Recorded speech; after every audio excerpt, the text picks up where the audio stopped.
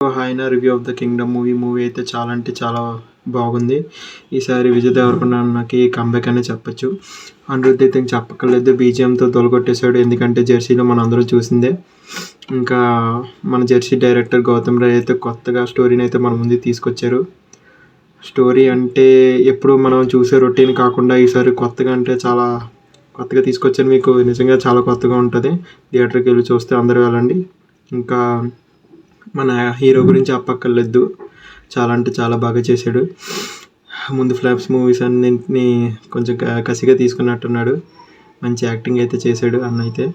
ఇంకా భాగ్యశ్రీ గురించి చెప్పాలంటే హీరోయిన్ అంత రోల్ ఏమి ఇవ్వలేదు, కాకపోతే తనకి ఇచ్చిన రోల్ బట్టి తను బాగానే చేసింది. మిగతా యాక్టర్స్ అందరూ కూడా చాలా బాగా అంటే చాలా బాగా చేశారు.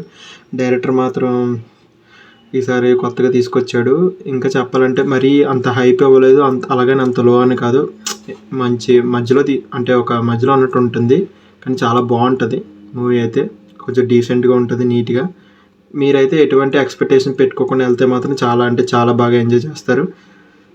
ఇంకా అంటే అనిరుద్ధ్ గురించి అయితే చెప్పక్కర్లేదు. అనిరుద్ధ్ అన్న అయితే ఈ మూవీకి ఇంకా బాగా మంచి సాంగ్ అయితే ఇచ్చాడు. రెగ్యులర్ మూవీ అదైతే ఆ సాంగ్ అయితే ఇంకా థియేటర్ మొత్తం మంచి హైప్ వస్తుంది. సో ఎంతైనా జనరల్గా ఈ మూవీకి నేను ఇచ్చే రేటింగ్ అయితే 4.5/5.